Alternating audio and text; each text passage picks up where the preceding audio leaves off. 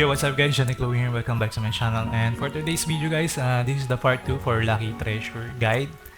And hindi tayo napag-crop yung last video natin. So for today's video may na-discover ako na pwede natin gawin na solusyon kapag hindi pa level 9 yung crop natin. So tuturo ko sa inyo. Okay, so level 72 pa pala guys, ma-unlock yung Lucky Treasure. So pa level 72 muna kayo. Then punta kayo ng home, then sa baba, lower right, may makikita kayong Lucky Treasure and Aura Cabin. So sa Lucky Treasure, ayan, meron siyang Angel Bell, Wish Star, saka Clover. So yung Angel Bell, dagdag stat, then dagdag stat rin tong Wish Star. Tapos yung sa Clover, ito yung mga skill, apex. So hindi pala lahat to makukuha nyo guys. So chance lang siya. Random dito, pag nag-wish kayo dito. So kanyari, Falcon Eye. Pag nag-wish ka, so may chance siya makuha pag nag-wish ka, may chance siya lumabas dito sa new stat. So, ayun, pag in-accept mo siya, makukuha mo siya as a stat, dagdag stat mo, dagdag skill point mo.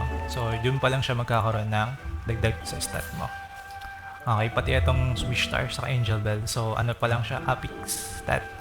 So, yun. So, kailangan mo mag-wish para makuha mo yung mga stat nila. So, mamaya try natin kung makuha natin. So, doon muna tayo sa Crop Treasure. Okay? So, sa mga may problem kapag wala kayong, kulang kayo ng guild point, guild contribution kaya ko. Kasi in-upgrade natin yung iba, syempre. Okay? So, yun. Pwede natin i-reset tong ibang life skill natin. So, reset muna natin tong Gathering. So, meron siyang reset button dito. Okay? May 2 pre-reset ka. So, na-reset ko na yung isa. So, try natin reset. Okay? So, babalik yung adventure coin saka guild contribution na ginamit dito. So, yan. Upgrade mo lang to hanggang adventure na lang. Adventure coin lang yung ginagamit. So, yan. Okay na yung level 6. Tapos, eto. Balik tayo sa crafting. Upgrade natin to level 9. Tingnan natin kung kasha. 1, 2, 3. So, kulang pa na isa. So, kailangan natin mag-reset ulit ng isa pa. Itong fishing. Okay, so yun, kailangan natin gumamit na ng 20 star para ma-reset tong skill na to. Okay, so meron tayong star point naman, so reset natin. Okay, so yun guys, para ma-level 9 ko lang yung crafting natin, mapakita ko sa inyo, na-reset ko yung skill ko. Okay, so yun, so pwede na tayo mag-craft ng tatlo na to. So ginagamit sa kanya is Cat's Eye, Zircon, saka Garnet. Yan yung ginagamit na materials. Ito yung mga enchant gemstone, enchant stone. So, saan siya nakuha? Sa common box, endless tower. Ayan. Sa endless tower, marami yan guys pag tinapos nyo siya. Every week, once a week, tapusin yung endless tower. From level 1 pataas, kailangan yung ulitin siya every week. So, yun yung tips ko sa inyo sa endless tower. Okay. Okay, tapos ito yun. Makagawa na tayo ng Aura Cabin to kasi. So, ito yung materials na kailangan sa kanya. Pegasus Horn. Nabibili siya sa gold shop, tapos home shop. So, yung materials yung kailangan. So, na-sold out ko na siya. So, gold coin lang yung bibili natin. Try natin gumawa na itong white wooden bench kasi nagawa na ako kanina nitong iron na. So, yun. Bili tayo sa gold coin. So, mura lang naman siya ng gold coin. So, bili tayo ng dalawa. Gawa tayo ng dalawa. Okay? Kulang pa pala. So, dalawa. Try natin gumawa ng dalawa. Tapos, itong Foreman Note. Nabibili siya sa home shop rin ng gold coin. So 5,000 materials siya sa home shop natin. So, gold coin ko na siya bibilin. Mura lang din siya sa gold coin. So, bili na tayo. Yun. Meron na tayong 5. Tapos, para magamit nyo siya guys, click nyo lang to. So, magbabago yung makukuha nyong crop. So, may chance 0% na yung green. So, 90% na siya na blue. Tapos, okay, yung purple, 9% and 1% na orange. Yung chance na makukuha itong kulay na itong mga crop natin. So, rare, fine, tapos premium. So, kulang pa pala tayong tatlo. Yun tayo. So, yun. Try natin mag-crop. Sana makuha natin tong premium. Okay. So, gagamit din pala siya ng energy. life energy, then research gagamit din para makagawa tayo nito. Okay? So yun, prayer lang yung nakuha natin. Okay, after nyo mga okay, gawa rin tayo netong angel bells kasi wala pa ako neto eh. So yun, mag-add tayo ng special materials din. So itong holy level 1, holy level 2 na dew, saka 3 ano siya, starstone ginagamit, saka sa 3,000 lang siya nabibili. So ito lang yung pwede natin bilhin para sa mga free to play player na gagaya natin. So home shop, tapos bili tayo nito. So mura lang naman siya na materials, mura lang naman siya sa home shop. So 40 pieces pala kailangan, so 34 pa kailangan natin. Yan, so try ko lang gumawa. Okay, tapos lagyan natin ng morning dew para mas mataas yung chance na, tapos mas mataas yung chance na makuha natin na star level netong morning angel bells kasi may mga star levels siya. Okay, tapos gagamit siya ng falling energy. Okay, start crafting. Okay, so nakuha natin identify. So punta na tayo. Okay, so appraise nyo. Appraise. So may bayad din yung appraise na adventure coin. Okay, appraise. So nakuha natin yung stat, blind resist, wind resist, undead resist. So pwede na yan. Okay, so punta ka na ng, okay, dito na tayo sa lucky treasure. Then lagay mo siya dyan sa angel bell, insert.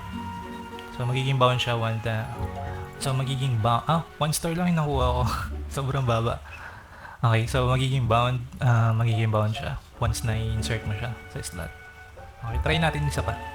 Kung swertein tayo, crop ulit tayo isa pa.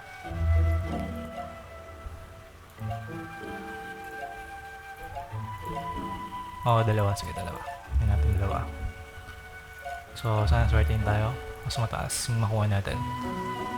So itong mga iba level 80 pa naman to. So okay,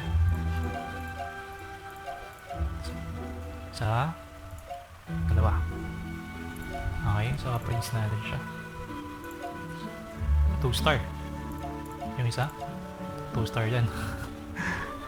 Okay, so yun, check natin kung maganda yung stat niya. 2 star, confuse resist, stun resist. So stun resist yung mas better for PvP para hindi ka may stun. So stun resist lagay natin. So yun, so magkakarap pa ako mamaya para mas makakuha tayo na mas mataas na star.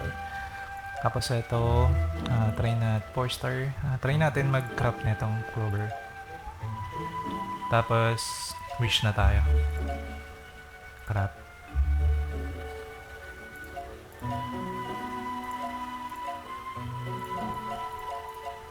Marami naman tayong materials eh. So lagi kayo maglagay nito guys para mas mataas yung star chance.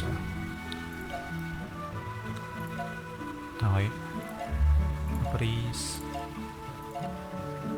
So mababa yung star na nakuha natin.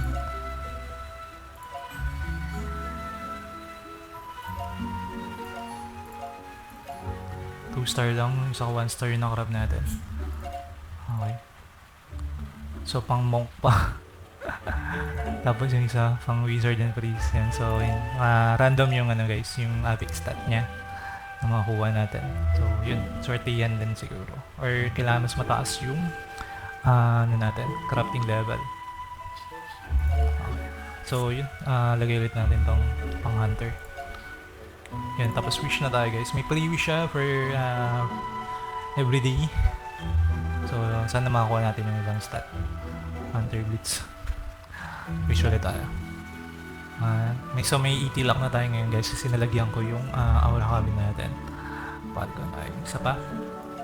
Yun, hit naman yung nakuha nyo ngayon. So kailangan guys 3 stat yung lumabas dito para mas maganda, mas better. So ayun. So yun, mahirap, medyo mahirap to. So tatry ko mamaya makakuha ko ng 3 stat. May stat rin kasi dito sa angel bell, sa wish star dapat may lumabas. Yun, so gagastos kayo ng bound na semi. Okay, punta na tayo sa lucky cabin. Sa aura cabin. Okay, so yun, ito yung nagawa natin. So 80 yung aura niya, palitan natin yung isa. Yan. Okay, pwede nating pwedeng dalawang 80 ilagay niyo. So gawa pa tayo ng isa. So, sa crop decoration, crop lang kayo. Sa baba, ulit. So, itong isa, pang level 12. So, crop tayo ulit. Ayan to. So, 8 yung kailangan niya. Bili tayo ng 8. Okay, so crop tayo. Sana purple or orange yung makuha natin. Yun! Nice! Purple yung nakuha natin, guys. So yun, 185 yung aura na bigay niya. So mas mabilis yung foreign kickset na natin. So 185 na yung aura natin. So mas mabilis yung regeneration ng foreign energy natin. So 1 point ano na siya, 1512. So dalawang purple mas maganda or orange. So mas better, mas mataas yung aura. Mas mabilis yung regeneration ng foreign energy natin. Okay. So mas mataas yung luck. Ito sa baba. Mas maganda, maganda yung makuha nating stat dito. Yan. Especially yung mga 6 star na level na itong mga ano natin, treasure. Okay. Ayan, nadagdagan na yung apex rate natin. Apex range na natin. Tapos okay. So yun lang guys. So pag may mga question pa kayo regarding dito sa Lucky Treasure and Aura Cabin,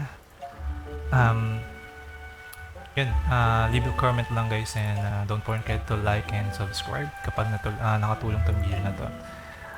Yun lang, and thank you for watching, and bye bye.